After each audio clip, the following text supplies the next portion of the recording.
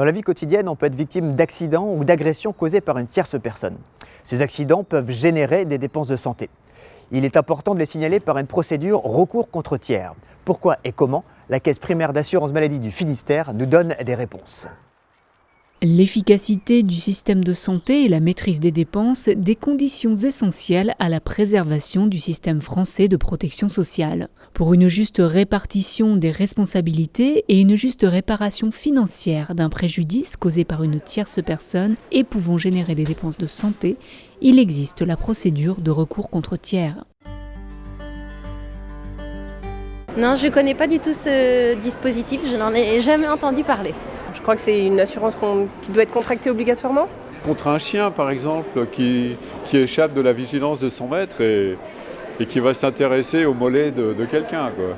Sur un parking, être renversé. Si j'étais sur un marché et que je glissais sur une feuille de salade.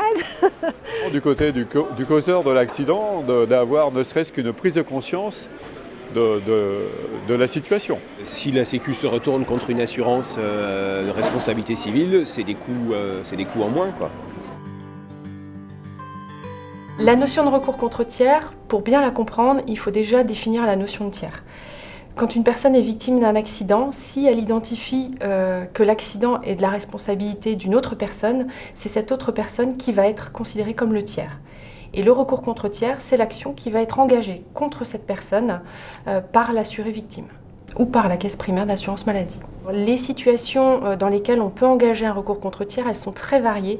Quand on est en voiture, deux personnes, un conducteur, un passager, si la voiture fait une sortie de route et part dans le fossé, la caisse primaire dispose d'un recours contre le conducteur si le passager a été victime de l'accident. Quand on pense à tiers, on pense nécessairement à une personne, mais on peut être aussi blessé par un objet qui appartient à une personne. Ça va être le cas par exemple dans les espaces commerciaux, quand on se prend les pieds dans un tapis qui est mal positionné, c'est de la responsabilité de l'espace commercial d'avoir un tapis correctement positionné.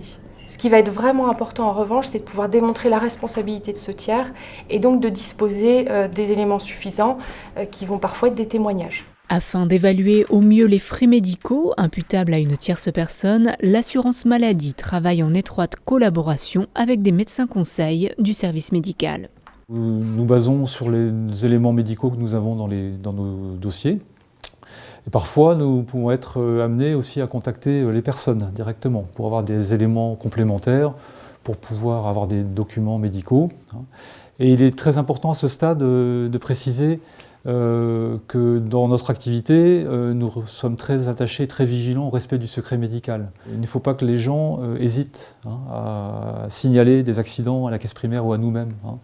Que, effectivement, même si on n'est pas sûr, si on ne sait pas si ça rentre dans le cadre d'un recours contre tiers, ça c'est notre travail après derrière, d'analyser la situation et de voir si elle peut correspondre à une procédure de recours contre tiers. Et un signalement est toujours le bienvenu. Pour signaler un accident, direction le site internet On m'a blessé avec un questionnaire en ligne. Cette déclaration est possible également sur le compte Amélie, par courrier ou téléphone avec les services de l'assurance maladie. Ce signalement peut être fait donc par les personnes, mais aussi par les médecins, puisque quand les médecins rédigent un certificat d'arrêt de travail, il y a une case où on interroge, où on a la possibilité de cocher sur l'existence d'un tiers responsable d'un accident. Donc il est important que les médecins aussi n'oublient pas de cocher cette case et que les victimes le fassent elles-mêmes si ça n'a pas été fait. Sur les feuilles de soins, il y a également la possibilité de signaler un accident avec un tiers en cause.